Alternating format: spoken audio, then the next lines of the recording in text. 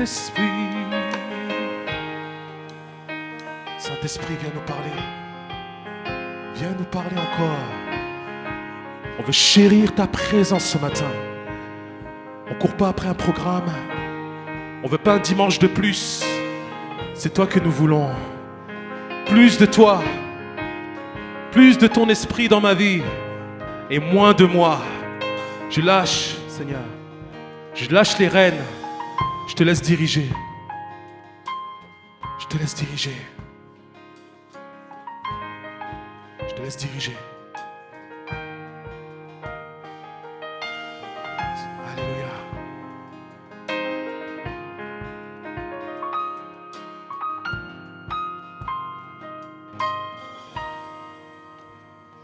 Yahweh, Rapha,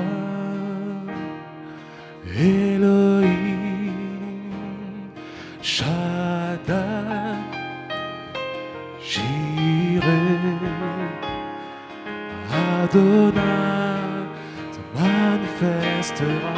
Est-ce que tu le crois? Alors si tu le crois, tu peux le déclarer. Yahweh, Yahweh, Rapha. Rapha, celui qui guérit. Elohim, le Dieu créateur.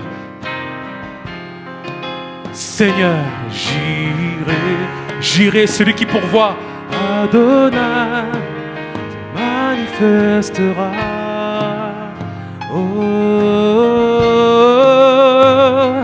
Yahweh, Rapha, Elohim, Shaddai, Jireh, Adonai se manifeste. Yahweh, Yahweh, Rapha, Elohim, Shaddai, Jireh, Adonai te manifestera.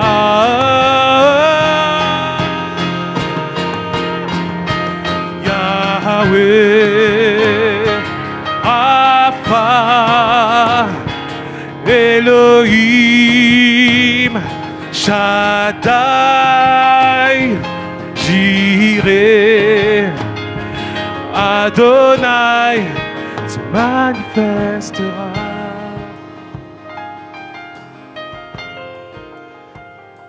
Yahweh,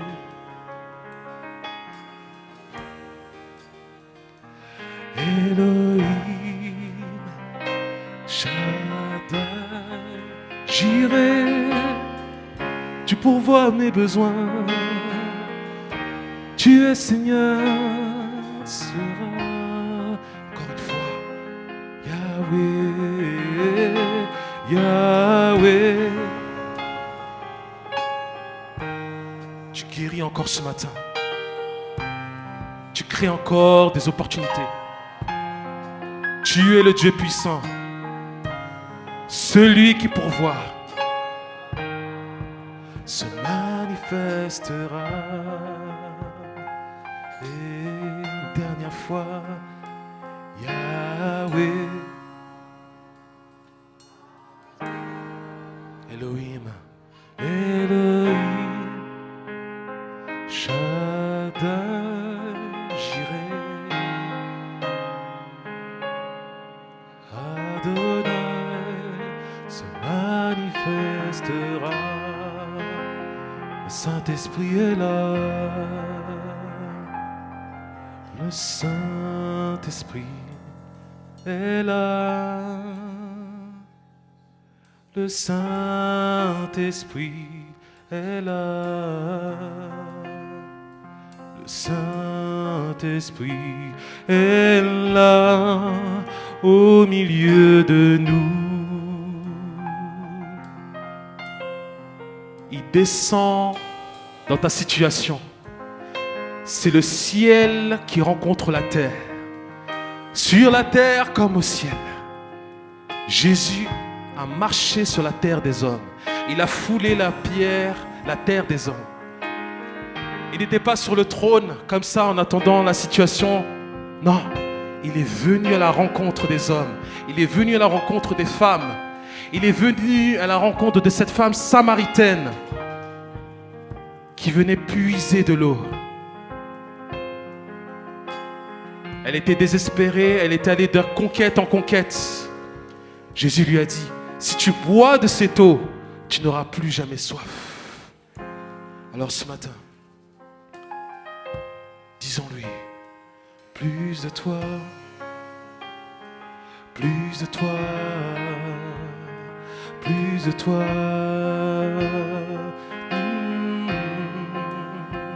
Je veux plus de toi, je veux plus de toi, je veux plus de toi. Dans ma famille, pour mes enfants, pour mes collègues, pour mon voisin à côté, plus de toi, je veux plus de toi, je veux plus de toi. Il répond à la soif de ton cœur. Amen. Je veux plus de toi, je veux plus de toi, Jésus, Jésus, plus de toi, plus de toi, plus de toi, plus de toi. Le Saint-Esprit agit dans ta vie. Il débloque la situation administrative de ta vie. Pendant que tu lui dis plus de toi, pendant que tu lui dis plus de toi, il te dit, laisse-moi agir pour tes papiers. Laisse-moi agir pour tes démarches. Laisse-moi régner. Repose-toi en moi. Décharge-toi. Viens à moi, toi qui es fatigué et chargé. Je te donnerai du repos. Arrête de vouloir contrôler. J'agis dans ta vie. Je vais régulariser ta situation. Le Seigneur te dit, je vais régulariser tes situations, même devant le service des impôts.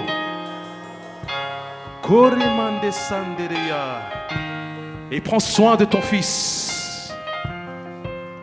Plus de toi, Jésus. Plus de toi. Plus de toi. Plus de toi. Pendant que l'aura continue, plus de toi. Écoutons ce que le Seigneur veut nous dire. Je vais moins parler, je vais plus t'écouter, Seigneur. Pendant que le piano continue, écoutons le Saint-Esprit. Et si le Seigneur a déposé quelque chose après, à partager, tu pourras le partager, mais pendant un moment, écoutons le Saint-Esprit. Considérons sa présence.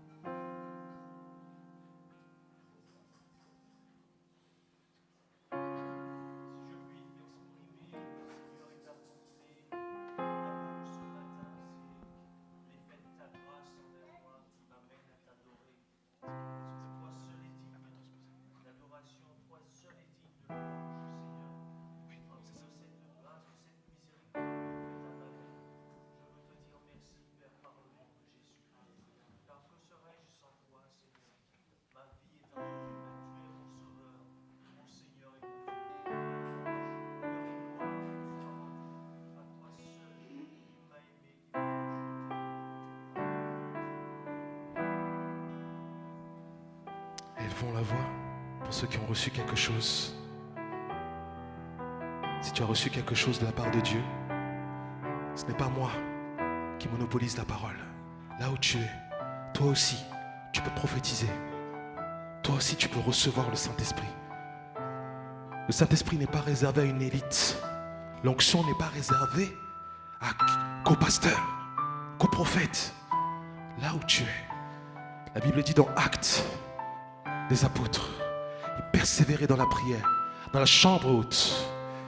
Ils attendaient avec persévérance que l'Esprit que Jésus avait promis avant de partir leur soit envoyé.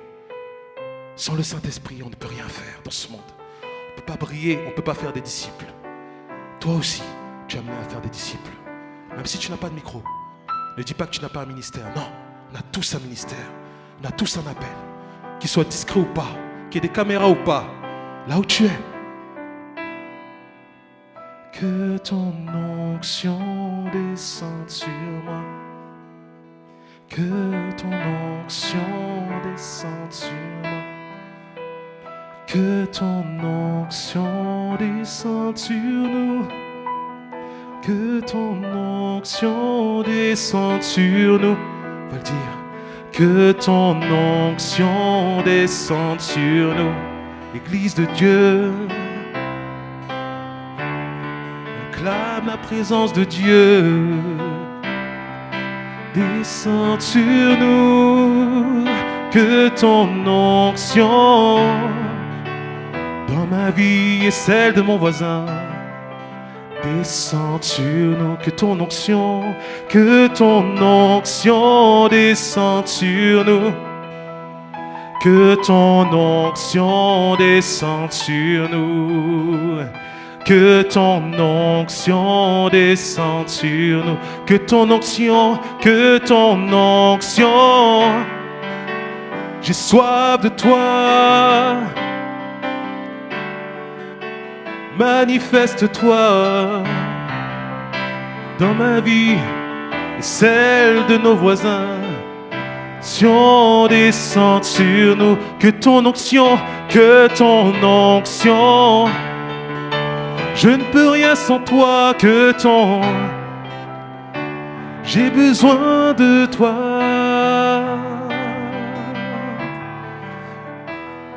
J'ai besoin de toi.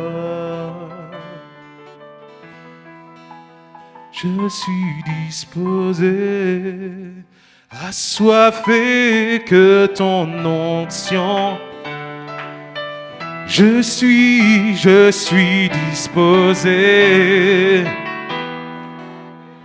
Que ton, on y va.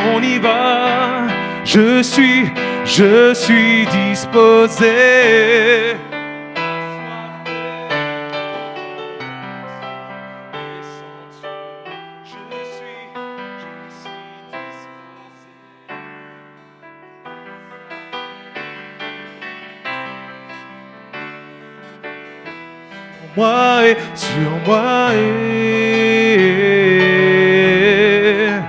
Sur moi et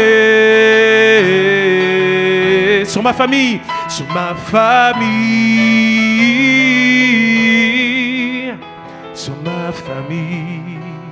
sur mes voisins, sur mon voisin qui est à gauche et à droite. Je souhaite que le Saint-Esprit se manifeste dans sa vie, dans sa situation, pas que moi. Je ne suis pas oint que pour moi. La Bible dit que l'Esprit du Seigneur m'a oint pour apporter de bonnes nouvelles, guérir ceux qui sont malades. Jésus a été oint pour guérir des malades, pour prendre soin des brebis. Je ne suis pas oint pour dire que je suis proche de Dieu. Je suis oint pour prendre soin de ceux qui sont autour de moi. Alors Seigneur, viens. Viens Jésus.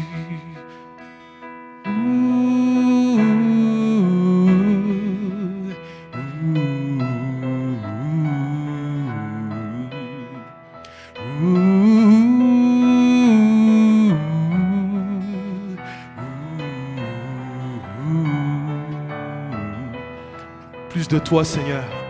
Pas juste un programme, pas juste un dimanche de plus. Même au lycée, même dans les études, Que ton onction descende sur moi.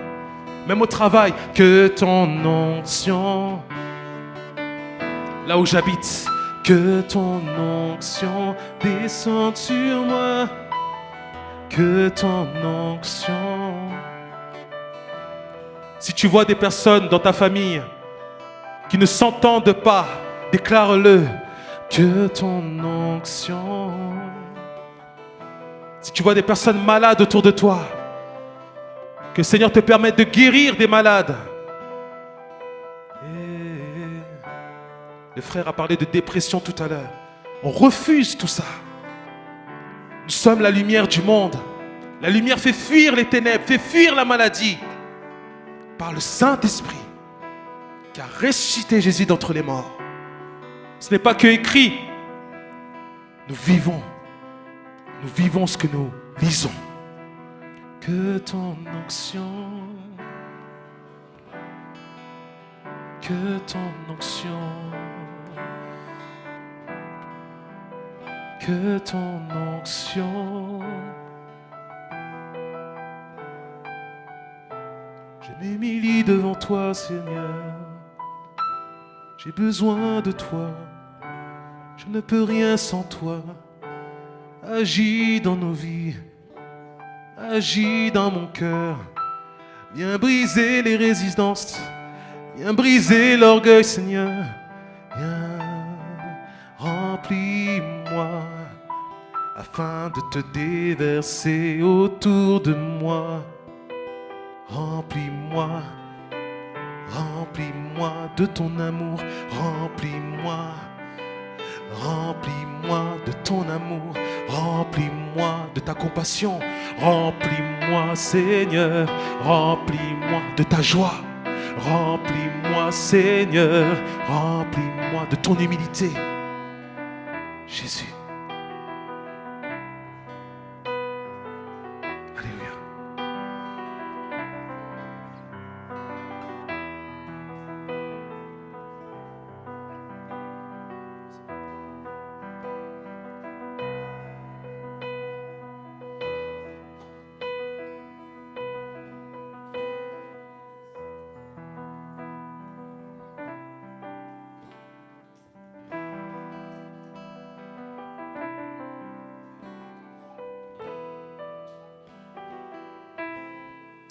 Avant de laisser la suite au programme, la dernière chose que je t'invite à faire, si tu veux plus de Jésus,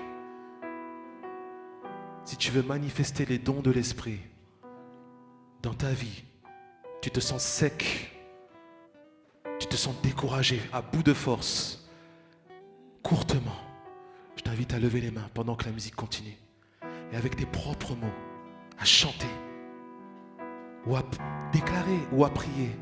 Je veux plus de toi, Jésus. J'ai besoin de toi, Seigneur.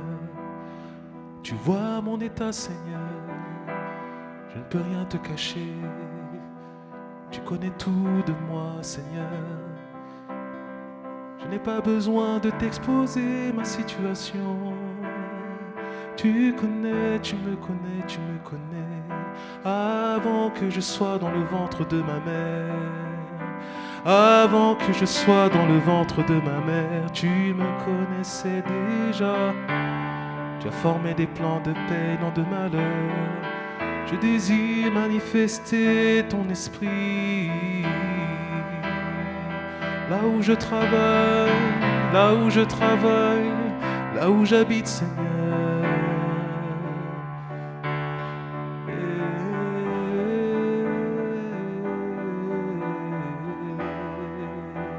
Il y a des situations qui ont trop duré, Seigneur. Je ne veux plus voir ça. Je veux voir la vie autour de moi. Nous voulons voir la vie à Joigny. Nous voulons voir la vie dans la vie de nos frères et sœurs. Nous voulons voir des réconciliations, des papas, des mamans qui se réconcilient avec toi. Des enfants qui reviennent à toi, Seigneur. Qui étaient loin de toi comme le fils prodigue. Tu as couru vers le fils prodigue. Tu ne l'as pas rejeté.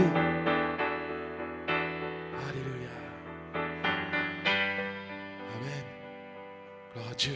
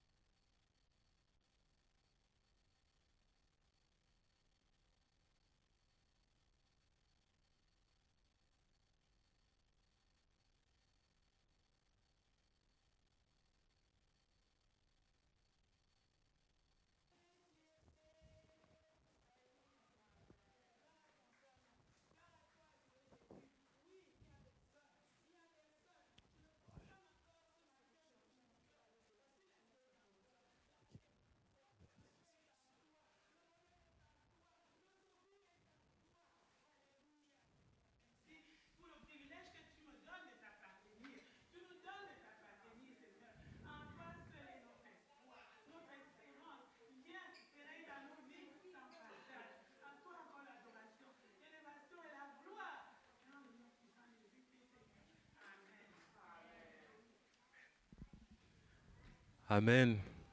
Un jour dans ces parvis, un jour dans ces parvis,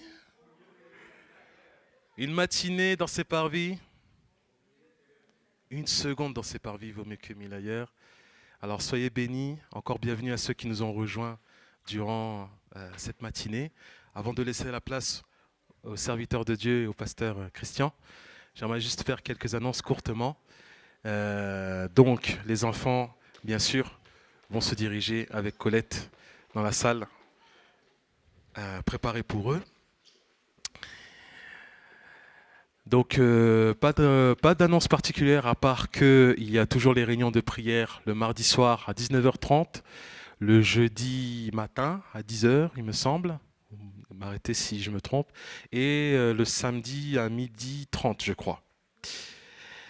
Nous avons dans quelques jours, le 12 juin, à partir de 19h30, un artiste chrétien qui s'appelle Manu Richer, qui sera des nôtres. Donc c'est un jeudi soir. C'est vraiment un artiste qui aime le Seigneur. Il voyage, il sillonne, et il a grandi. Je crois qu'il a grandi, ou en tout cas il a donc côtoyé des personnes du voyage. Donc il sera d'abord à Auxerre le 5 juin. Et le 12 juin, le jeudi, il sera des nôtres avec nous. Donc une personne très gentille, humble. Donc je vous invite à inviter des personnes pour cet événement-là. Et puis, nous avons quelques photos de deux personnes. Je ne sais pas si c'est près de l'autre côté. Deux personnes que vous connaissez très bien. Si vous les retrouvez aujourd'hui ou dans quelques jours avec un accent italien, ne soyez pas étonnés. Alors, je ne sais pas si ça va s'afficher. Donc, c'est Vincent et Niki, bon, pendant que ça s'affiche, qui vous passe le bonjour. Voilà, décompression totale, nous disait Niki. Voilà, vous savez très bien que depuis des années, ils sont serviteurs ici et c'est important qu'ils prennent aussi un temps pour eux. Donc il y avait des photos, mais bon, apparemment, ce n'est pas prêt. Mais en tout cas, ils vous saluent chaleureusement, ils se reposent très bien, ils reviennent début juin. Voilà, pour ceux qui se posent la question. Eh bien, sans plus tarder, je vais laisser la place. Ah, d'accord, je dois attendre un peu. Bon. Ça arrive, ça arrive. Ah Voilà. Donc comme vous pouvez le constater, là c'est une forteresse Médicis qui a été, je crois, bâtie dans le XVIe siècle en Italie. Et voilà, donc Niki devant cette forteresse Médicis en Italie. Et Vincent, près de l'eau, tranquillement. Pas de guitare cette fois-ci, mais bon, vous connaissez, hein, on les aime particulièrement. Écoutez, le temps nous est imparti, je vais laisser plus de place au pasteur et serviteur Christian. Alors Seigneur, merci. Est-ce qu'on peut prier pour notre cher ami et sa famille? Seigneur, merci pour ce matin, déjà pour tout ce que tu as fait. Nous te remettons ce temps de partage, de cœur à cœur, le message que tu as déposé dans le cœur de ton serviteur, que tu as choisi aujourd'hui pour nous éveiller, pour nous édifier, pour nous enseigner encore, Seigneur. Que nos cœurs soient disposés à t'écouter, Seigneur. Que les cœurs des personnes qui sont connectées soient disposés, même après la rediffusion, Seigneur Jésus. Et manifeste-toi dans le nom de Jésus-Christ. Bénis sa famille, je t'en prie. Amen. Alléluia. Gloire à Dieu. Qui est-ce qui est dans la joie ce matin? Alléluia. Vous savez, j'aime bien ce type de photo. Hein. C'est pour dire qu'il y a un temps, mais il y a aussi un temps pour prendre un bon repos. Alléluia. Et ça nous encourage. Et quand je le vois dans cette photo, je dis Seigneur, merci pour ce qu'ils sont, pour leur vie, pour leur disponibilité. C'est un repos bien mérité. Et nous prions toujours pour eux dans nos cœurs aussi. Nous disons à Dieu, renouvelle leur force pendant ce repos, qu'ils nous reviennent en bonne santé, qu'ils nous reviennent avec une nouvelle onction, une nouvelle grâce pour continuer l'œuvre que le Seigneur leur a donnée. Chers frères et sœurs, c'est une immense joie pour moi de me tenir encore devant vous et une grande responsabilité. J'aime bien le chant que notre frère a entonné, mais j'aime aussi que nous puissions chanter un chant, un dernier chant. Est-ce que vous connaissez le chant Emmanuel est ici présent avec moi?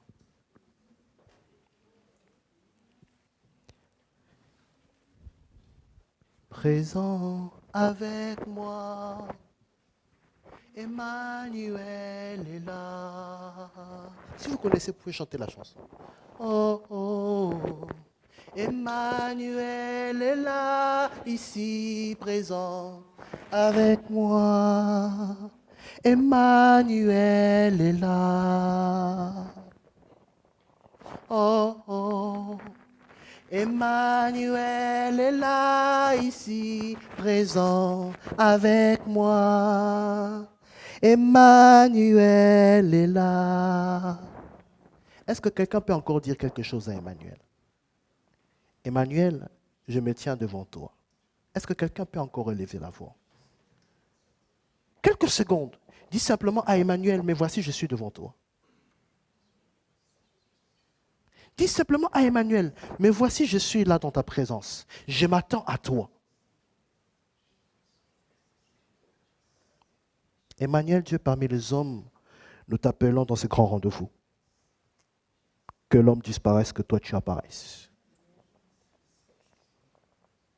Que l'homme diminue, que toi tu puisses être élevé. Dans le nom puissant de Jésus. Amen. Depuis le dimanche passé, nous avons commencé notre grand thème « Laisse-toi guider par le Saint-Esprit ». Et ce deuxième dimanche, nous allons continuer toujours avec ce même thème. Et nous avons parlé le dimanche passé de ne pas éteindre le Saint-Esprit. Paul va rencontrer beaucoup de problèmes dans l'église de Thessalonique.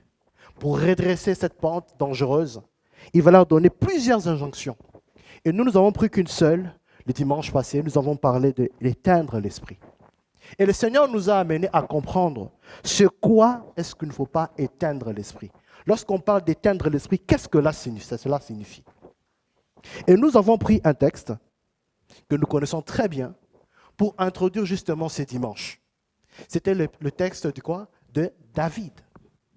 David, dans le psaume 23, nous avons trouvé 4 verbes que David avait donnés dans sa prière pendant le moment difficile qu'il était en train de traverser. Nous connaissons le fameux texte. L'Éternel est mon berger. Je ne manquerai de rien. Il me fait reposer dans de verts pâturages.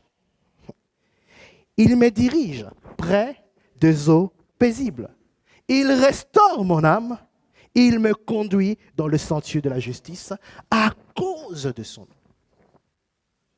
David avait compris sa marche avec Dieu, sa dépendance à l'Esprit de Dieu pendant le moment difficile. J'aimerais dire à quelqu'un, pour ces petits rappels, n'oublie pas que le Seigneur est avec toi dans toutes les circonstances que tu peux traverser. Tout le jour de ta vie, le Seigneur marche avec toi. Que tu ne le vois pas, que tu ne le sentes pas, lorsque tu te sens faible, sache que lui, il est à côté de toi. Alléluia. Sans plus tarder, nous allons continuer notre texte de base, dans 1 Thessaloniciens, le chapitre 5. Le dimanche passé, nous avons vu le verset 19, et le Seigneur nous permet de continuer encore dans ce même texte.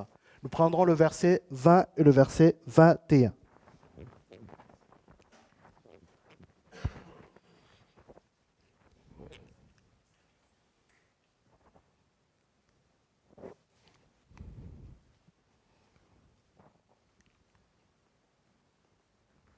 J'appuie pour la suite. Voilà. C'est laissé guider par le Saint-Esprit. Alléluia. 1 Thessaloniciens, le chapitre 5, le verset 20 à 21. Voilà. Le texte est en train de s'afficher. Je m'en vais lire. Je vais lire la Bible dans 2 versions différentes, dans la Bible Ségon et dans la Bible Parole vivante. La Bible dit ceci: ne méprisez pas les prophéties, mais examinez toutes choses, retenez ce qui est bon. La Bible Parole vivante dit ceci: Ne dépréciez jamais les instructions ou les exhortations que les croyants animés par l'Esprit vous adressent. Ne sous-estimez pas les révélations prophétiques. Ne méprisez pas par votre conduite la parole que le Saint-Esprit vous adresse. Au contraire, mettez tout à l'épreuve, vérifiez si ce qu'on vous dit est exact. Ne retenez que ce qui est bon et digne d'être conservé. Parole du Seigneur. Et le sous-thème, dans ce grand thème que nous allons voir aujourd'hui, c'est « Ne méprisez pas les prophéties ». N'éteignez pas l'esprit, ne méprisez pas les prophéties. Et par prophétie, chers frères et sœurs, il nous faut comprendre, lorsqu'on parle de prophétie, on parle de la prédication de la parole. On parle de l'interprétation et la mise en pratique de la parole de Dieu. Nous ne devons pas mépriser la prédication de la Bible, même si elle peut nous paraître si simple au premier abord, ou peut-être aussi qui peut-être ne s'attache pas à notre édification spirituelle. Mais en reliant ce verset d'aujourd'hui, de ce matin, il se dégage la pensée que nous éteignons l'esprit en méprisant les prophéties. Par exemple, lorsque le jeune Mackenzie reçoit une vision, reçoit une prophétie. Amen. Tu es là, tu m'écoutes très bien? Est-ce que tu sais que Jésus t'aime? Amen. Alléluia. Lorsque notre frère Mackenzie reçoit une révélation, une prophétie, notre frère nous a dit tout à l'heure, pendant le moment de louange et d'adoration, que celui qui a reçu une pensée puisse l'adresser à haute voix, afin que le peuple puisse juger. Amen. Que cela vient de Dieu. Mais lorsque notre frère prend la parole, par exemple, et qu'il donne la pensée qui vient de Dieu, et qu'à la place, au lieu d'écouter et d'examiner, et nous nous mettons à les critiquer, de tel point que son témoignage pour Christ puisse s'éteindre, chers frères et sœurs, nous sommes en train de mépriser l'esprit de prophétie. En les critiquant, chers frères et sœurs, de tel point que notre foi se sente honteux, nous sommes en train de mépriser les prophéties.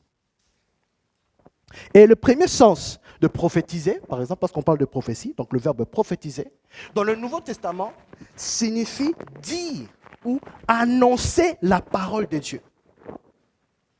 Le sens qui lui est secondaire prophétiser signifie déclarer la pensée de Dieu telle qu'elle a été révélée dans les Saintes Écritures. Voilà pourquoi j'aime bien l'intervention de mon frère Zach. Lorsqu'il parle, il s'inspire toujours de la parole de Dieu. Mon frère, que le Seigneur te bénisse, que tu puisses continuer dans cet élan, parce que les paroles que tu es en train de s'aimer dans le cœur portera de fruits un jour.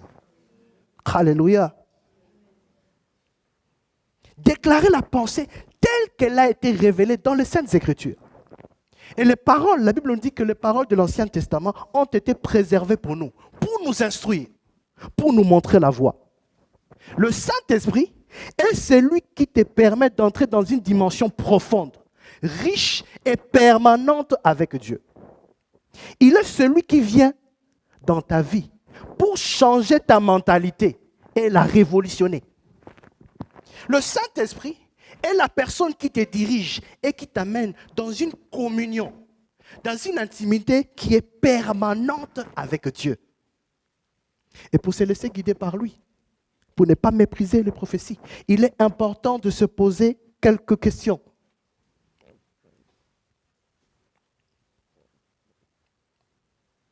La première des questions, c'est de savoir si je suis conscient de sa présence en moi.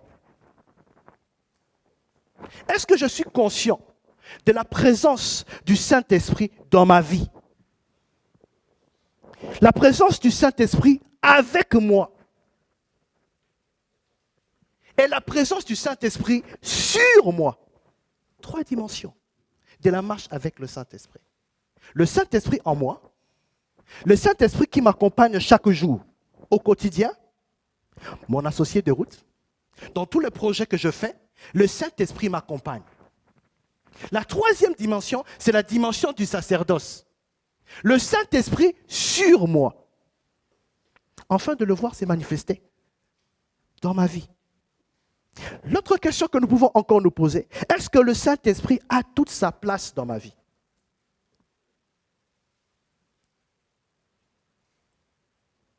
Est-ce que ta vie est imprégnée et saturée de la présence de Dieu? Lorsqu'on parle de ne pas mépriser les prophéties, il faut comprendre la place du Saint-Esprit dans notre vie. On veut la puissance, nous avons chanté la puissance. Nous avons chanté la présence de Dieu. Il faut d'abord comprendre celui qui octroie cette présence. Il faut d'abord comprendre sa personne. Le Saint-Esprit, ce n'est pas une puissance. Le Saint-Esprit, ce n'est pas une force, c'est une personne. Il a des sentiments. Il a des émotions. Au reste, la Bible nous dit qu'on peut aussi l'attrister. Mépriser les prophéties amène à attrister le Saint-Esprit. Et en réfléchissant en ces messages, deux mots traversent mon esprit. Connexion et déconnexion. Et depuis la Genèse, la Bible nous dit que le péché nous a déconnectés de qui? De Dieu. Et au chapitre 3 de la Genèse, nous avons un Dieu qui entre en scène. Mais nous voyons qu'il est en train de chasser Adam et Ève du jardin. Et il va dire ceci. Voici, c'est la descendance de la femme qui écrasera la tête du serpent. Mon frère, ma soeur, j'aimerais te dire ce matin cette bonne nouvelle. Dieu veut être connecté à toi. Le Saint-Esprit est la personne qui te connecte à haut débit. 24 heures sur 24 à ton Créateur. Est-ce que tu peux regarder ton voisin de gauche et de droite? Est-ce que tu peux lui poser la question? Es-tu connecté au Saint-Esprit? Oh. Même s'il n'est pas content, il a le visage là bien renfrogné. Dis-lui, es-tu connecté au Saint-Esprit ce matin?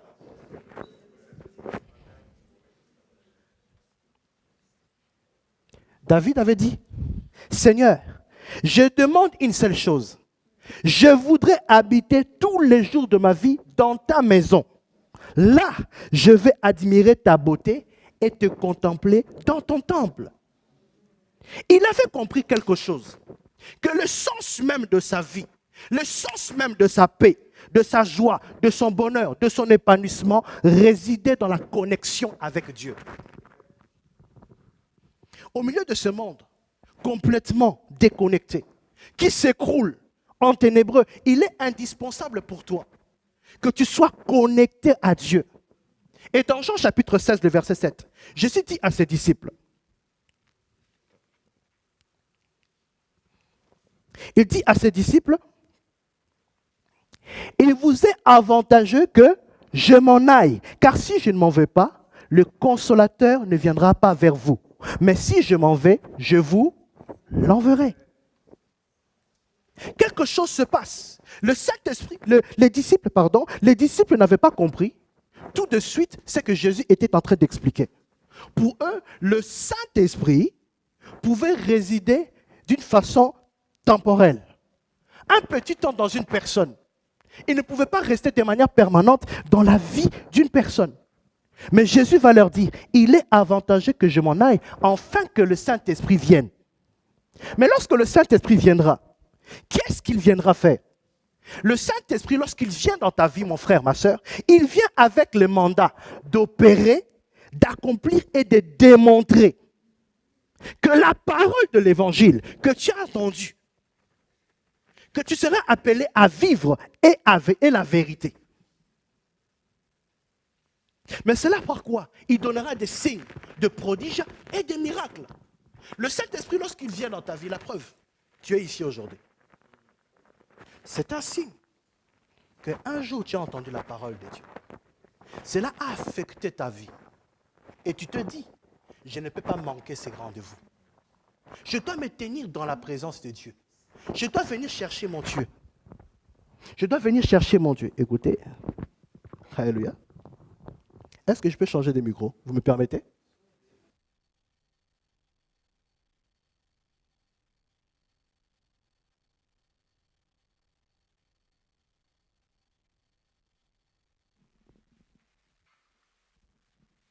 Alléluia.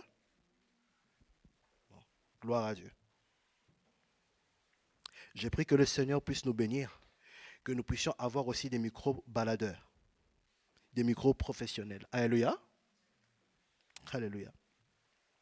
Lorsque le Saint-Esprit vient dans notre vie, il vient avec le mandat d'opérer et d'accomplir, de démontrer que la parole de l'Évangile est la vérité, par des signes, de prodiges et de miracles. Je vais appeler 5 personnes. Est-ce que 5 personnes peuvent venir me rejoindre sur la place? 5 frères, les jeunes courageux.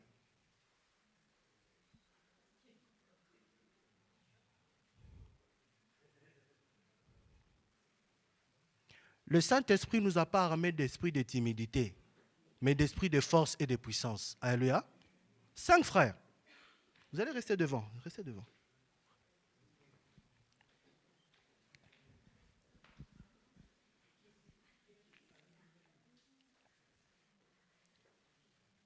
Vous êtes 5? Ok. Voilà comment vous allez vous placer devant la salle. Oliver, tu vas te placer ici.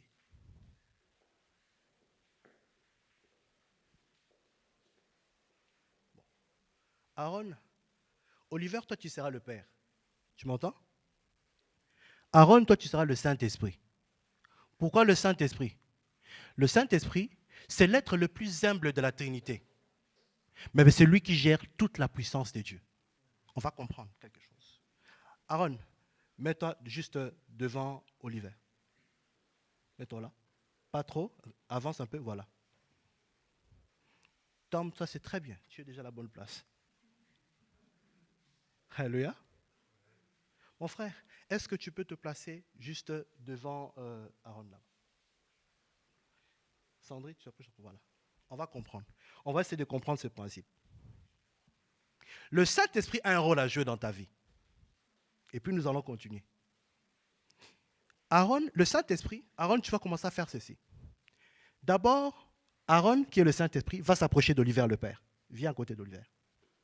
Il va entendre, il va prendre tout ce que le Père va dire dans son réunion avec le Fils. Vous êtes avec moi? Il va entendre tout ce qu'il est en train de dire, parce que c'est lui qui gère toute la puissance des dieux. Vous comprenez? Lorsqu'il va faire, il va aller vers notre frère là-bas. C'est ce qu'on appelle la voix prophétique. Il va arriver chez le frère, il va entendre, il va communiquer. Lorsqu'il vient dans ta vie, il va communiquer quelque chose. Lorsqu'il va donner le message par la voix prophétique là-bas, il va se déplacer, il viendra ici. On va comprendre le principe. Parce que Sandrine ici est en train de représenter la connaissance, la révélation prophétique.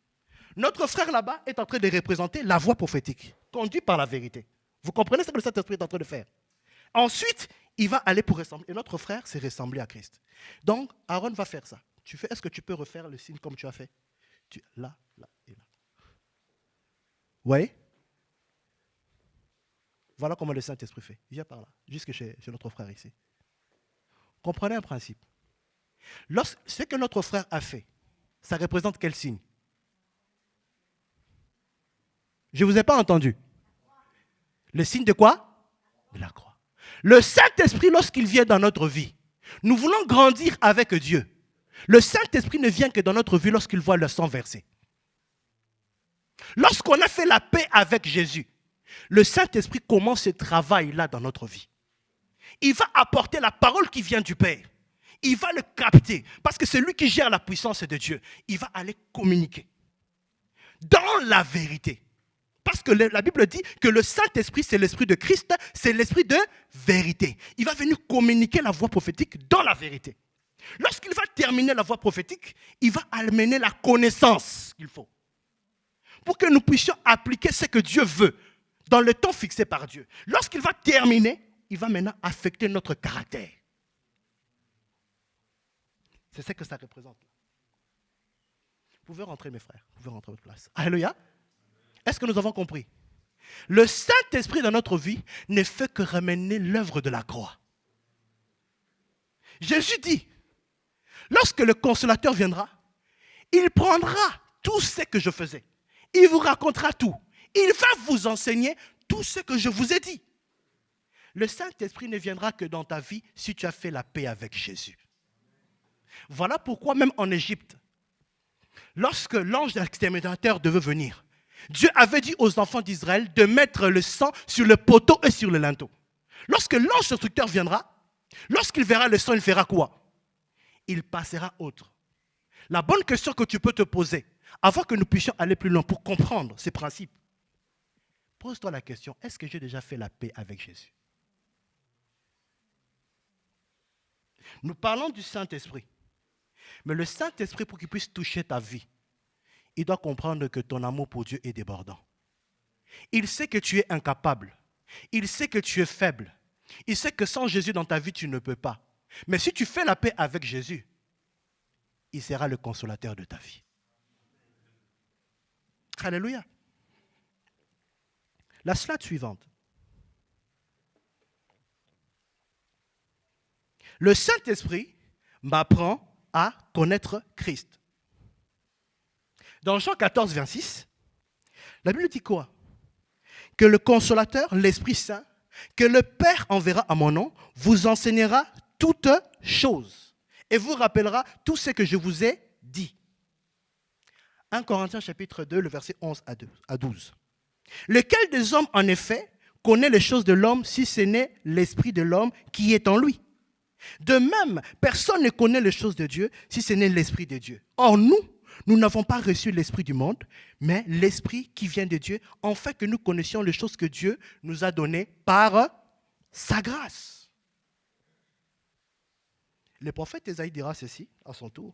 Dieu parlera à travers lui, dira ceci, que mes pensées ne sont pas vos pensées, et vos voix ne sont pas mes voix, dit l'Éternel. Autant que le ciel est élevé au-dessus de la terre, autant mes voix sont élevées au-dessus de vos voix, et mes pensées au-dessus de vos pensées. Voilà pourquoi il est indispensable de prendre conscience de la présence du Saint-Esprit, afin qu'il te révèle qui est véritablement ton Père qui est dans les cieux. Je ne parle pas seulement ici de quelques attributs de Dieu, mais j'aimerais t'encourager que dans cette dimension de connaissance et d'apprentissage par l'Esprit, que tu puisses comprendre ceci, que tu puisses prendre pleinement conscience de la puissance de Dieu et de la fidélité de Dieu. Le Saint-Esprit qui gère toute la puissance de Dieu, il est celui qui te permet d'expérimenter la bonté et la générosité de Dieu dans ta vie. Mon frère, est-ce que tu as déjà expérimenté la puissance de Dieu? Nous sommes chrétiens. Oui. Mais j'aimerais nous dire, pour que nous tenions bon dans le moment difficile, il faut demander à Dieu de faire une expérience personnelle avec lui. Ma prière pour l'église de Bethesda, que chaque jour, chacun de nous puisse faire une expérience personnelle avec Dieu. Qui dans le moment difficile que nous sommes en train de traverser, lorsque le doute viendra s'installer, que nous ne puissions pas oublier le Dieu qui était avec moi hier. Moi, je crois de tout mon cœur que le Dieu qui agit avec moi hier est capable de travailler avec moi aujourd'hui et de travailler aussi avec moi demain. La Bible dit, hier, aujourd'hui et éternellement. Si nous connaissons cette dimension, chers frères et sœurs, nous ne pourrons pas nous égarer. Et cette expérience avec le Saint-Esprit, on l'appelle la bénédiction de l'Éternel, qui enrichit et ne se fait suivre d'aucun chagrin. Or, j'aimerais nous dire ceci. La bénédiction de l'Éternel est au-dessus de l'onction. Peut-être que je vais choquer quelqu'un. L'onction, c'est la capacité d'opérer comme Dieu. Comme Dieu. L'onction, c'est la capacité d'opérer comme Dieu. Mais la bénédiction de l'Éternel, c'est les moyens, c'est la provision de ton onction. Dieu va approvisionner ton onction par la bénédiction. L'onction, on ne va pas le voir. Mais la bénédiction de l'Éternel, lorsqu'elle coule à flot dans ta vie, c'est ce qu'on verra. Et on comprendra que cette personne est avec Dieu. Vous comprendrez que les gens viendront vous voir à cause de la bénédiction qui est dans votre vie. Or, votre onction est approvisionnée par la bénédiction de l'Éternel. Voilà pourquoi lorsque tu pries, demande la bénédiction de l'Éternel au-dessus de toutes les choses. La bénédiction de l'Éternel. Alléluia. Je veux dire à quelqu'un ici, si tu n'es jamais passé par de temps où tu manquais de l'argent, où tu devais collectionner toutes les pièces de fois qu'on jette les 1 centime, les 2 centimes, tu ne comprendras pas le Dieu qui pourvoit. Le Saint-Esprit est celui qui pourvoit à tous tes besoins. Besoin de santé, besoin de travail, besoin de mariage, besoin de famille, besoin financier. Le Saint-Esprit se charge de tout. La Bible dit, il est celui qui connaît toutes choses. Il est celui qui détient les trésors de la science et de la connaissance. Qui peut arrêter la bénédiction de l'Éternel dans ta vie? Qui? Dites-moi. Personne. Lorsque tu marches dans cette dimension de connaître Christ par le Saint-Esprit se charge de tes besoins. Il se charge de tous tes problèmes. Si tu n'es jamais passé par des situations de maladie, tu ne connaîtras jamais le Dieu qui guérit. Mais lorsque le Seigneur vient dans ta vie et qu'il touche ta vie et que tu es guéri, mon frère, ta vie change. Dans ta façon de marcher, dans ta façon de voir les choses, tu as une nouvelle connotation des choses de Dieu. Tu es touché, tu es boosté et tu vas de l'avant. Et c'est comme l'histoire de deux personnes. D'un acteur et d'un vieux pasteur qui est usé par des années de ministère. Et un jour, ils devaient tous se tenir devant une foule de 5000 personnes. L'acteur avait l'habitude de se mettre devant de grandes foules, mais le pasteur, usé par des années de ministère, n'était qu'un pasteur qui exerçait dans de petites églises. Des églises de 10 personnes, des églises, il était là dans les églises des maisons. Mais tellement qu'il a fait cette expérience avec Dieu, il a vécu beaucoup de choses à Dieu. Mais cette fois-là, on les a tout simplement demandé de lire le fameux psaume 23. Ils arrivent sur scène, c'était le tour de l'acteur. On passe le micro à l'acteur. L'acteur, lorsqu'il se met devant la foule, il récite le psaume 23. Tout à coup, tout le monde se lève, tout le monde applaudit. Et maintenant, lorsque c'est le tour de ce vieux pasteur, ce pasteur ne savait même pas comment est-ce qu'on tient le micro parce qu'il était tellement âgé. Vous savez, cette maladie qui fait qu'on puisse bouger les mains, comment on l'appelle? La maladie de Parkinson. Et c'était un pasteur comme ça, qui avait un peu la maladie de Parkinson. Il ne savait pas comment il fallait qu'on puisse l'aider à bien tenir le micro. Et lorsqu'il est passé devant la foule, c'était sa première fois. Il passe devant la foule avec sa main qui tremblotait. Il dit, « L'Éternel est mon berger. Je ne manquerai de rien. Il me fait reposer. » Tout à coup, un silence dans la salle. Et puis, plus de 5000 personnes, les gens commencent à tomber. Des gens ont commencé à crier.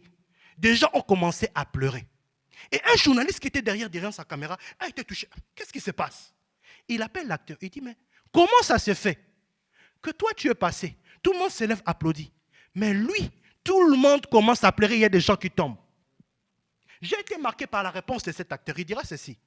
Moi, je connaissais le texte. Mais lui, cet homme, il connaissait son berger.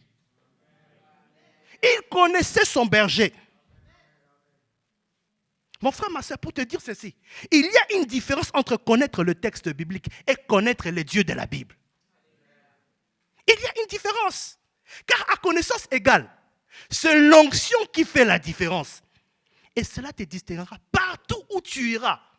Lorsque tu connais le Seigneur, par Christ, lorsque tu connais le Saint-Esprit, mon frère, ma soeur, il est celui qui va te distinguer partout où tu iras.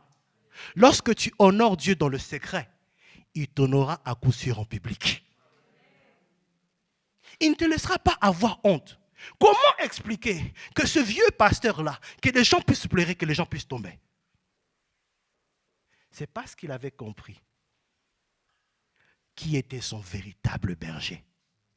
Même si je suis en train de trembloter, même si j'ai la maladie de Parkinson, je ne vais jamais laisser ce Jésus-là. Je ne vais jamais laisser ce Saint-Esprit, celui qui me conduit, celui qui marche avec moi. Même au moment où je suis en train de parler devant 5000 personnes, je ne l'ai jamais fait. Je n'ai pas cette capacité-là, mais c'est la première fois. Mais je sais que Seigneur, tu es avec moi. Alléluia. Le Saint-Esprit me conduit dans la vérité. La slide suivante. Jésus dit, quand le consolateur sera venu, dans Jean 16, 13, l'Esprit de vérité, il me conduira dans toute la vérité. Car il ne parlera pas de lui-même, mais il dira tout ce qu'il aura entendu et il vous annoncera les choses à venir. Et je me souviens, lors du décès de mon père en 2020, je devais reprendre l'avion pour repartir au pays, pour partir en Afrique, au pays, au Congo.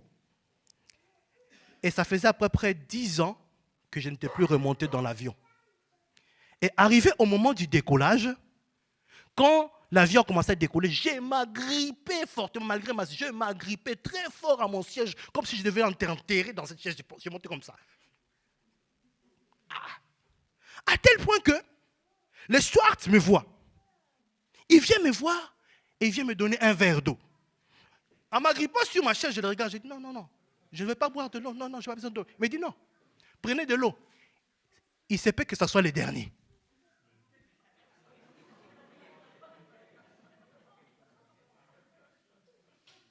Je dis parce que j'avais tellement peur. Ça fait 10 ans que je n'ai pas pris l'avion. Vous savez, les secousses de l'avion, des fois, vous ne savez pas si vous allez arriver. Vous dites, Et puis je regarde le voisin qui est à côté de moi, je lui dis, mais toi, comment est-ce que tu fais pour être à l'aise? Il me dit ceci. J'ai appris à faire confiance à Dieu. Il était juste à côté de moi. Il me regardait très calmement, il dit, celui-ci, il savait. Et quand il me dit que j'ai appris à faire confiance à Dieu, et j'entends une voix qui m'interpelle. Il me dit, est-ce que je ne suis pas avec toi dans le moment de turbulence? Est-ce que je ne marche pas tous les jours avec toi? Est-ce que tu te souviens de toutes les expériences que j'ai traversées avec toi? Lorsque tu as connu le rejet, lorsque ta famille t'a abandonné, lorsque tes amis ont refusé de toi, même dans l'église où tu allais 2 fois, on t'a rejeté. Est-ce que je n'étais pas là avec toi? Je suis capable de te porter, même si l'avion devait tomber à pic. Je suis capable d'envoyer mes anges, de te porter, afin que tu puisses arriver à bon port. Mon frère, ma soeur, le Saint-Esprit nous conduit dans toute la vérité. À cause de ta présence dans l'avion, cela m'a interpellé que j'ai fini par comprendre ceci. À cause de ma présence dans l'avion, le Saint-Esprit était capable d'envoyer ses anges, de tenir l'avion jusqu'à ce que nous puissions aller atterrir. La foi est une ferme assurance de choses qu'on espère. Une démonstration de choses qu'on ne voit pas. Le Saint-Esprit est celui qui nous rappelle ces choses. Il y a tellement de choses que nous pouvons comprendre. Le Saint-Esprit nous aide à traverser les difficultés. Il y a tellement de bruit autour de nous. On est tellement bien ici, nous sommes en train de chanter. Mais lorsque nous sortons de ces lieux, il y a d'autres bruits qui nous envahissent. Et lorsque, par exemple, pour ceux qui ont des télés dans leur maison, nous allumons la télé, nous avons des informations, nous voyons qu'il y a la guerre partout. Des meurtres, des kidnappings d'enfants, de jeunes, des règlements de comptes, les inondations, des érosions, les chaos, la crise économique, crise énergétique, la crise est partout. Et quand tu es nourri, mon frère, ma soeur, de toutes ces choses, la peur, les inquiétudes, les amertumes, l'angoisse, le trouble t'envahit. Ta vision est altérée et tu te laisses croire que tu es né pour souffrir et que la bénédiction n'est que pour les autres. Mais la Bible dit ceci dans Jérémie 29, le verset 11. Car je connais le projet que j'ai formé pour vous, dit l'Éternel. Projet de paix et non de malheur, afin de vous donner un avenir et de l'espérance. Sache, même si le monde s'écroule, Dieu a un avenir pour toi. Il est donc important pour toi de te laisser le Saint-Esprit te rappeler la vérité de la parole de Dieu. Il est l'auteur de toute la Bible.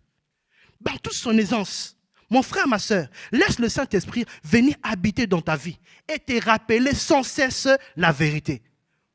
Alléluia. Pourquoi? Mais parce qu'il est l'Esprit de vérité. Le Saint-Esprit ne peut pas être le conseiller de ceux qui sont indifférents à la foi, qui ne croient pas en Jésus, qui n'ont pas d'égard, n'ont pas de respect pour la vérité. Le Saint-Esprit, en tant que conseiller, ne vient que vers ceux qui adorent le Seigneur en esprit et en vérité. Lorsqu'il vient dans ta vie, il sonde ton cœur. Il voit si tu comprends ce que tu es en train de faire. Des fois, je me pose la question. Dans le chant que nous sommes en train de chanter, de louer, est-ce que nous prenons conscience de ce que nous chantons? Si nous réalisons les paroles que nous chantons, je ne pense pas que notre vie resterait toujours le même. Parce que je crois que dans ce moment-là, Dieu est capable de toucher notre vie.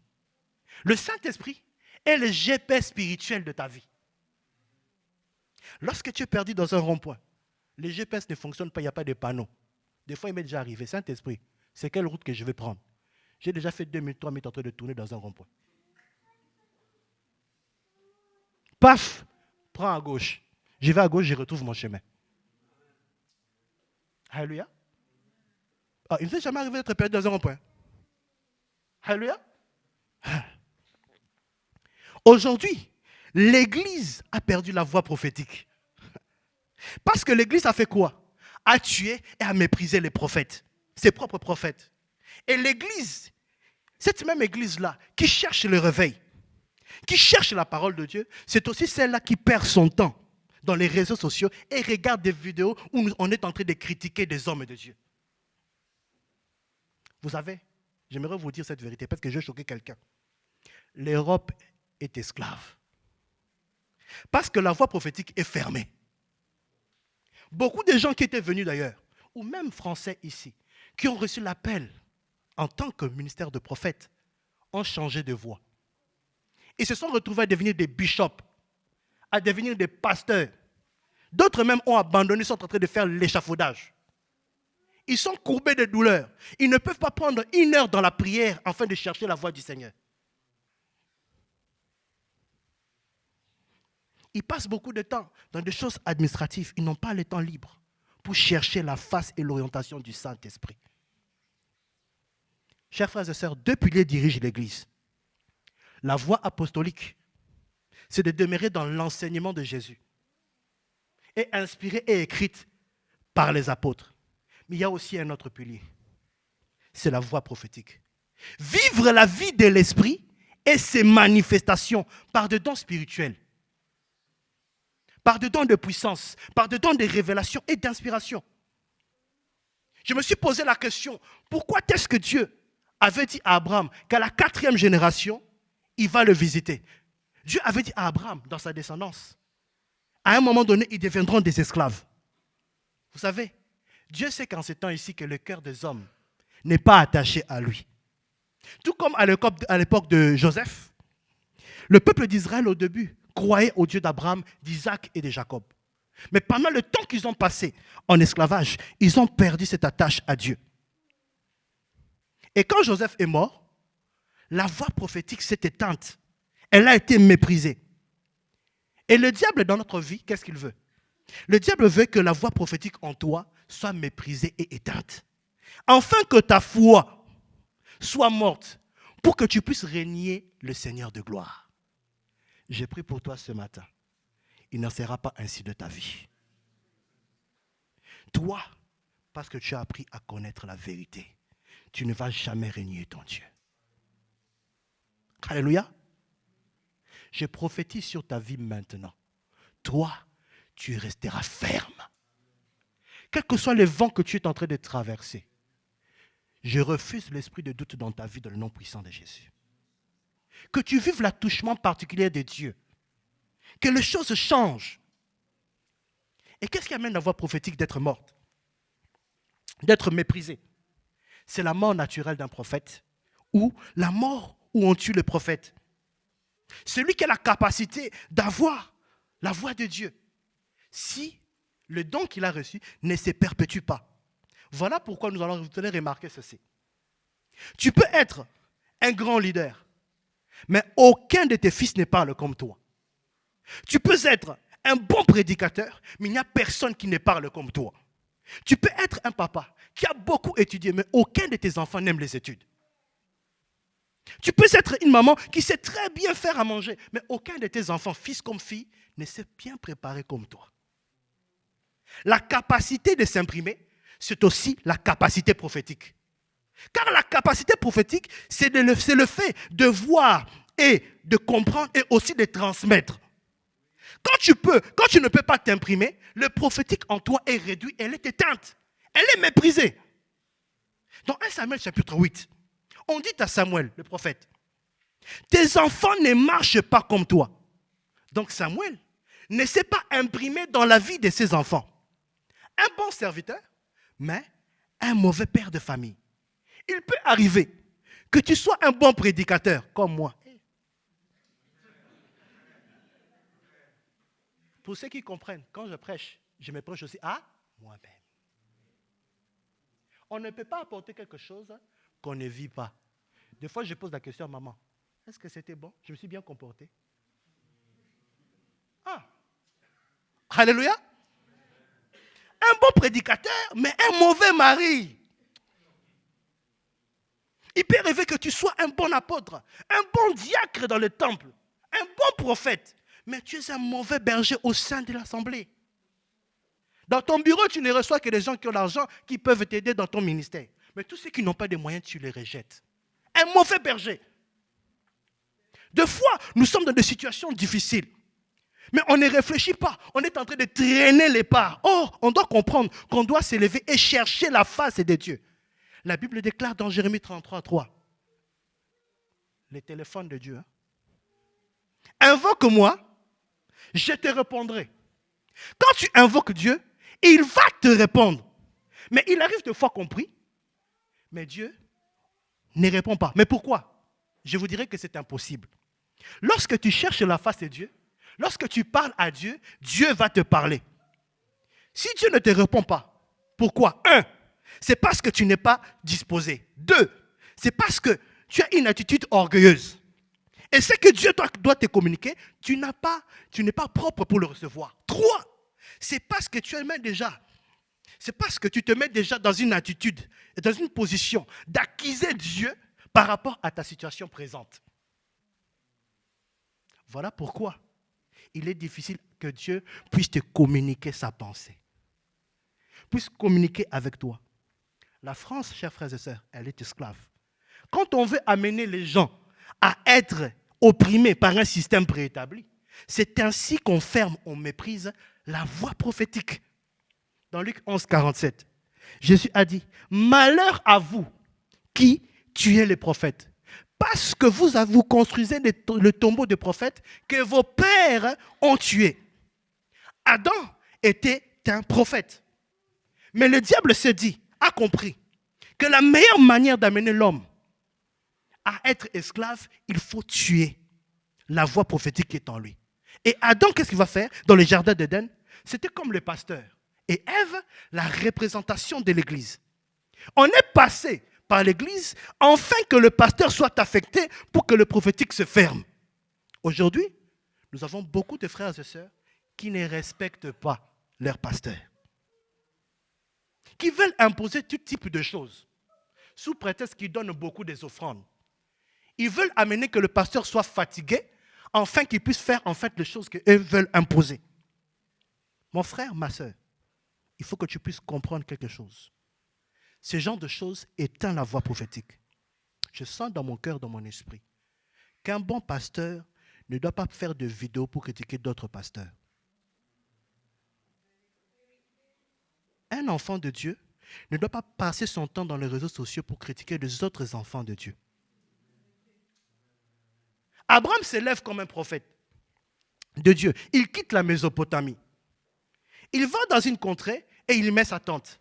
Mais qu'est-ce qui se passe? La famine ravage toute la contrée. Il part en Égypte. Il arrive en Égypte, il entend que le pharaon est en train de chercher. Le pharaon aime bien les belles femmes. Qu'est-ce qu'il va faire? Pour ceux qui connaissent la Bible, les lecteurs de la Bible.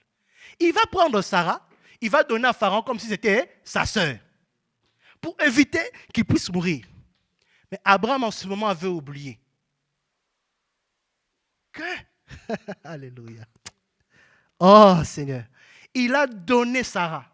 Or Sarah était la représentation de l'Église. Automatiquement, qu'est-ce qui va se passer? La sémence d'Isaac va être connotée. Dieu va retarder Isaac pour le préserver. Car Isaac, chers frères et sœurs, était la voix prophétique.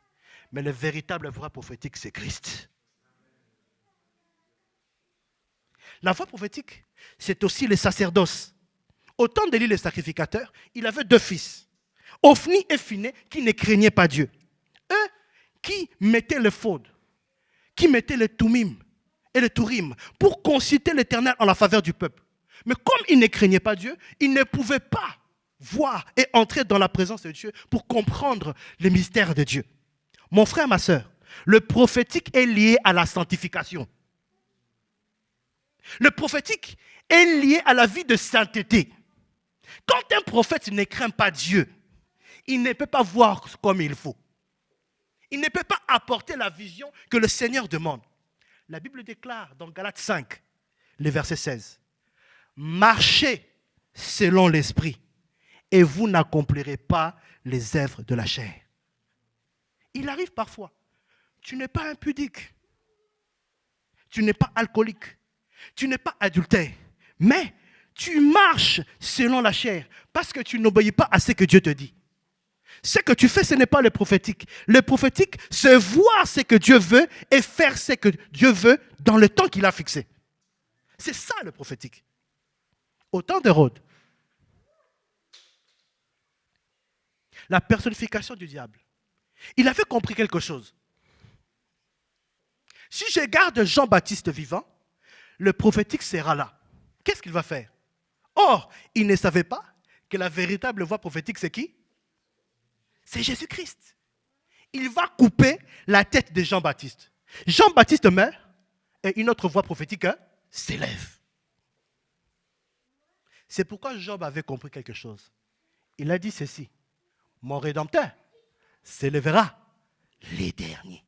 Il avait compris pourquoi. Si le Rédempteur se lève, mon Rédempteur se lève, personne d'autre ne peut se lever. Si mon Rédempteur s'assoit, personne d'autre ne peut s'asseoir dans ma situation. Mon frère, ma soeur, dans ta situation, ton Rédempteur, il est celui qui se lève les derniers. Vous savez, les difficultés viennent dans notre vie avec vitesse. La bénédiction de l'Éternel, elle semble peut-être venir en retard, mais elle tombe à pic et au bon moment. Pour toucher ta vie, pour transformer ta vie, en fait pour laisser dans ta vie une marque que Christ est avec toi. J'aimerais te dire ce matin, n'oublie pas qui est Jésus dans ta vie. Il a compris 2 dimensions, Job a compris 2 dimensions. Même si la tête de Jean-Baptiste est coupée, il y a un rédempteur qui se lève après Jean-Baptiste pour amener les gens au chemin de la justice. Je le déclare et je le confesse maintenant sur toi. Si tu as Jésus, si tu as Emmanuel parmi les hommes, je te dis, peu importe le temps, peu importe les circonstances, peu importe la manière dont le diable t'a opprimé, Dieu te fera sortir. Dieu te fera sortir. Parce que Jésus est mort sur la croix pour le salut de l'humanité. Il est mort sur la croix pour la restauration de ton âme, pour la restauration de ta vie, pour la restauration de ton avenir.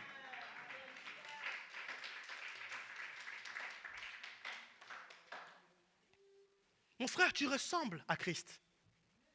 Accepte que le Saint-Esprit puisse te ressembler à Christ. T'amener à ressembler à Christ. Dans notre vie, on a un problème aujourd'hui d'identification, d'identité. On a un problème de transformation. Pourquoi? Parce qu'on s'identifie trop et souvent aux choses qu'on nous dit. Il y a des parents qui ont dit à leurs enfants, tu es mauvais, tu ne réussiras jamais. D'autres, on a dit que tu as une grosse tête. Moi, des fois, je dis à mon enfant, ah, toi, tu as une bonne tête, hein? Une tête bien faite. D'autres parents ont dit, tu es un drogué. Rien ne va marcher dans ta vie. À force d'écouter ces mauvaises paroles, ces mensonges, tu t'identifies et tu fonctionnes à cause de cette fausse identité. En réalité, je veux te dire que le diable est en train d'usurper ton identité. Voilà pourquoi il faut laisser le Saint-Esprit opérer son œuvre dans ta vie, mon frère, ma soeur. Une œuvre de transformation, afin de te révéler qui tu es. C'est pour cela, lorsque Jésus vient, il parle à ses enfants, il dit, vous êtes la lumière du monde, vous êtes le sel de la terre. C'est ce que Jésus voit en toi, mon frère, ce matin. J'aimerais te dire, tu es la lumière de ce monde. Tu es le sel de la terre. Mon frère, tu dois savoir une vérité. Parce qu'on parle de vérité. Tu n'as pas existé le jour où ta mère t'a enfanté. Mais toi, c'est le jour où Dieu t'a conçu dans sa pensée que tu as commencé à exister. Tu n'es pas n'importe qui. Et un ami m'a dit un jour, on lui a posé la question, qui seras-tu dans la vie? Quel type d'homme tu seras? Le diable s'amusait à faire le malin, à usurper son identité, à les traiter de minables, de bon à rien. Rien ne va fonctionner dans sa vie. Résultat, il se disait en lui-même, pourquoi faire des efforts? Pourquoi étudier? Pourquoi devenir dans l'avenir un père responsable? Je n'ai qu'à retourner dans les histoires que je faisais avant, avec des personnes qui sont en train de passer leur temps à faire du n'importe quoi. Meurtrier comme je suis, un homme violent. C'est ce qu'il pensait de lui-même. Mais il m'a dit, pasteur, le jour où j'ai rencontré Jésus, j'ai compris qui j'étais. Je n'étais pas n'importe qui. Je n'étais pas un minable. Je n'étais pas un raté de la vie ou une personne de mauvaise vie. Tout a changé. Le Saint-Esprit m'a aidé à m'identifier à ma véritable personne. J'ai appris à connaître Christ et à prophétiser sur ma propre vie et à prendre possession de ma destinée par le Saint-Esprit. Il dit, je suis un enfant de Dieu.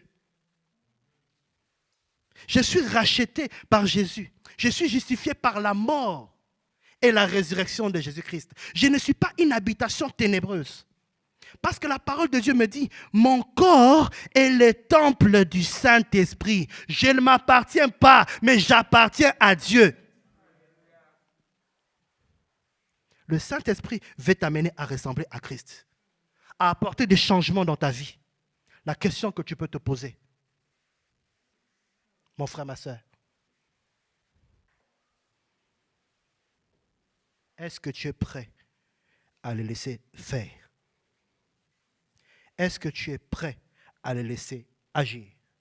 Est-ce que tu es prêt que le Saint-Esprit ne te laisse pas à continuer à mépriser les prophéties? Est-ce que tu es prêt à vivre des choses extraordinaires avec Dieu? Quand le Saint-Esprit entre dans ta vie, il te prend en bas. Il ne te laisse pas comme ça. Il t'amènera toujours vers le haut. Laisse-toi guider. Laisse-les agir. Pour que le fruit de l'esprit, l'amour, la joie, la paix, la douceur, la fidélité, la maîtrise de soi deviennent ta nouvelle nature et ton caractère. Reflétant ton appartenance à Dieu. Apprends à examiner toutes choses. Slide suivante. Apprends à examiner toutes choses. Apprends à examiner toutes choses et à retenir ce qui est bon. À retenir ce qui est bon. Pour évaluer une prédication, un message, une prophétie, on l'examine selon la loupe de la parole de Dieu. Mon frère, ma soeur, pour conclure, 3 états d'esprit sont importants pour tout enfant de Dieu qui désire se laisser guider par le Saint-Esprit. Afin de ne pas l'éteindre, de ne pas mépriser les prophéties. Slide suivante. Mais de vérifier et de retenir ce qui est bon. Sois disposé à la spiritualité. Mon frère, ma soeur, laisse le Saint-Esprit avoir la liberté en toi et par toi pour agir et se manifester. Sois disposé à apprendre. Laisse le Saint-Esprit t'enseigner par n'importe quel moyen qu'il jugera nécessaire. Sois disposé au discernement. Laisse le Saint-Esprit t'aider à discerner entre la vérité et les mensonges. À l'éprouver à la loupe de la parole de Dieu. Que le nom du Seigneur Jésus-Christ soit glorifié.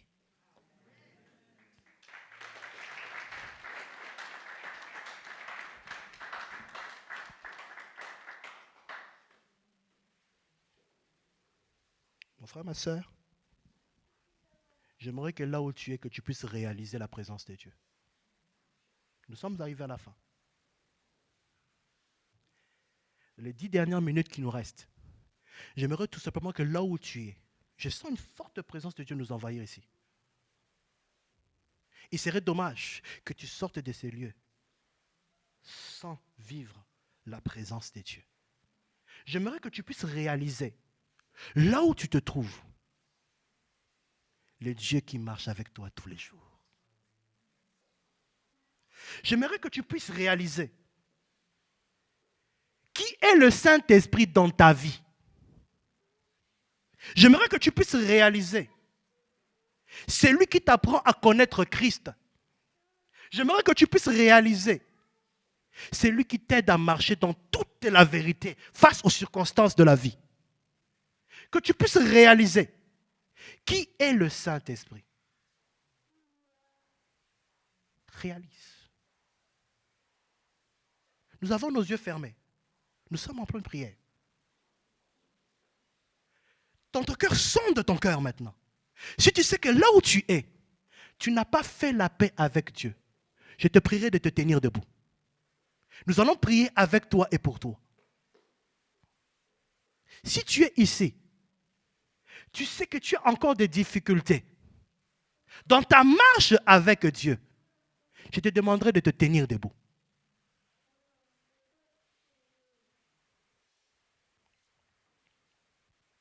Tu es peut-être ici.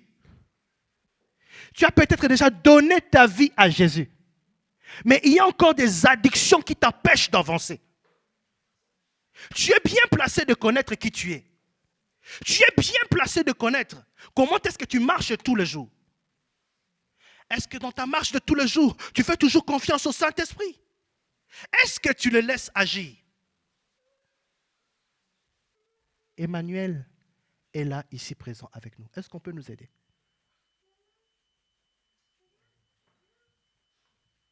Réalise qui est le Saint-Esprit. Je crois qu'il y a des personnes ici qui doivent entrer dans une nouvelle dimension de l'onction. Il y a des personnes ici qui doivent entrer dans une nouvelle dimension de consécration avec Dieu. Il y a des personnes ici qui doivent entrer dans leur ministère, qui doivent prendre possession de leur vie. Il y a des personnes ici qui doivent changer leur identité. Tu as longtemps été abusé. Tu as été longtemps maltraité. Tu as été longtemps injurié. Le Saint-Esprit, c'est lui qui entre dans le conseil de Dieu. Il est celui qui s'approche de toi. Au moment où je suis en train de parler, le Saint-Esprit va commencer à toucher certaines personnes. Le Saint-Esprit ne touchera pas les personnes qui sont distraites. Le Saint-Esprit viendra dans le cœur des personnes qui ont fait la paix avec Dieu. Des personnes qui se disent, je suis incapable. Des personnes qui se disent, je ne suis pas digne. Les personnes qui se disent, Seigneur, je reconnais qui tu es. Sans toi, je ne peux rien faire.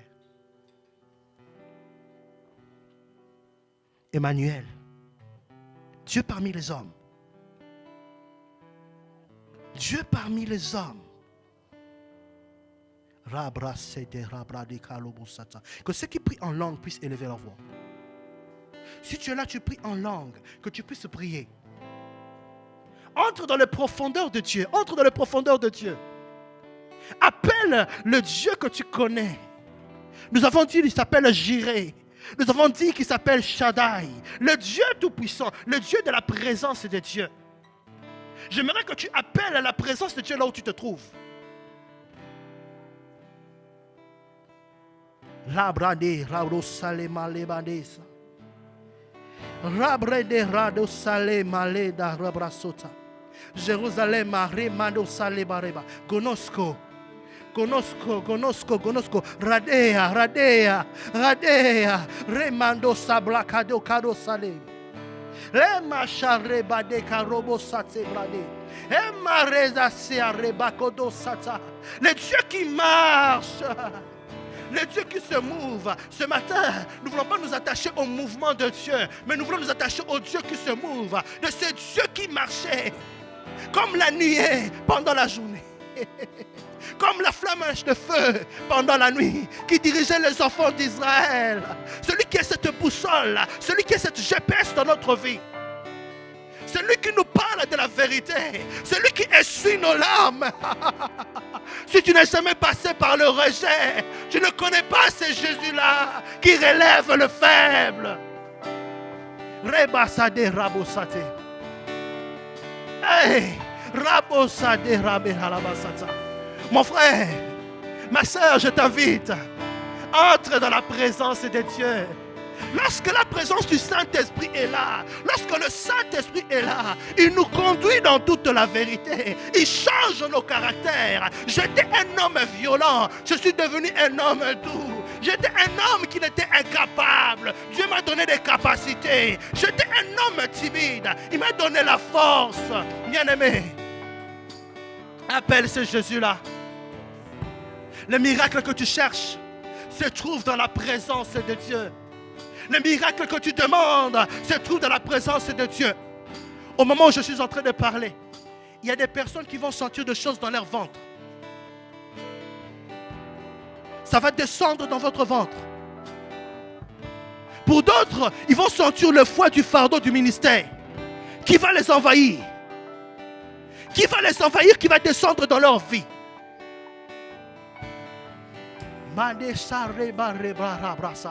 Saint-Esprit, tu m'avais dit qu'il y avait 10 personnes qui devaient entrer comme le signe que tu vas relever cette église.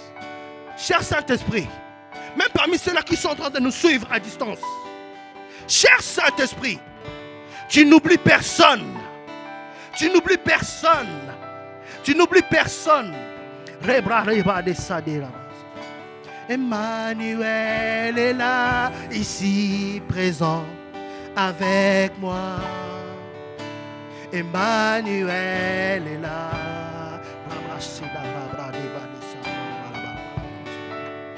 Emmanuel est là, ici présent avec moi.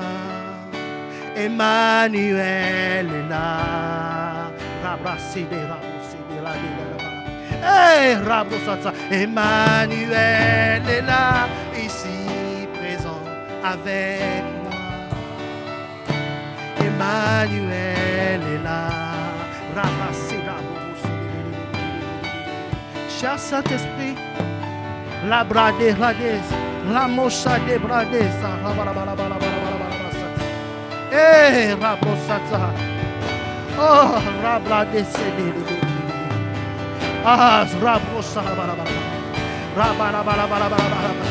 envahis, envahis, envahis, envahis, envahis, envahis, envahis, envahis, envahis le cœur, envahis le cœur, envahis le cœur. Seigneur, change la destinée de quelqu'un ce matin. Rabrade, sabrade, rabosata. Merci. Merci. Emmanuel, nous te laissons maintenant toutes choses, toute la place. Nous te confions toute notre semaine.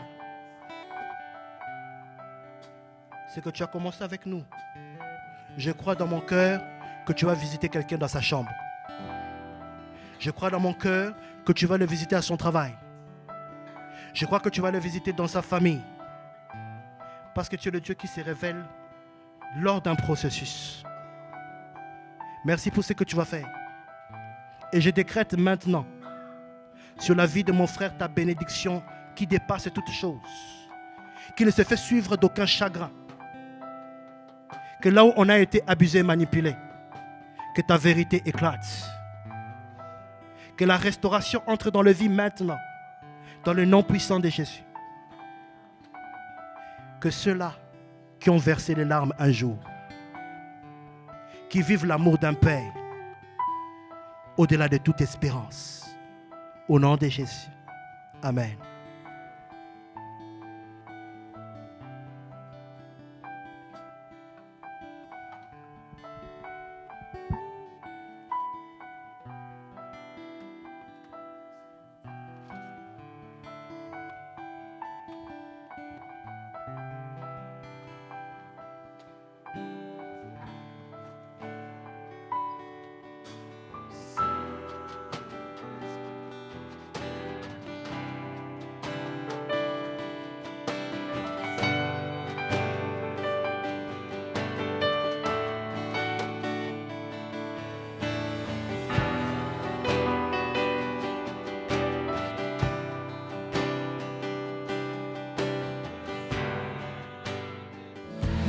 Merci d'avoir regardé cette vidéo. Nous espérons qu'elle t'a encouragé et fortifié dans ta foi. Si c'est le cas, like pour soutenir, abonne-toi pour ne rien manquer, et surtout, partage cette vidéo aux personnes que tu as sur le cœur. Que Dieu te bénisse, à très vite.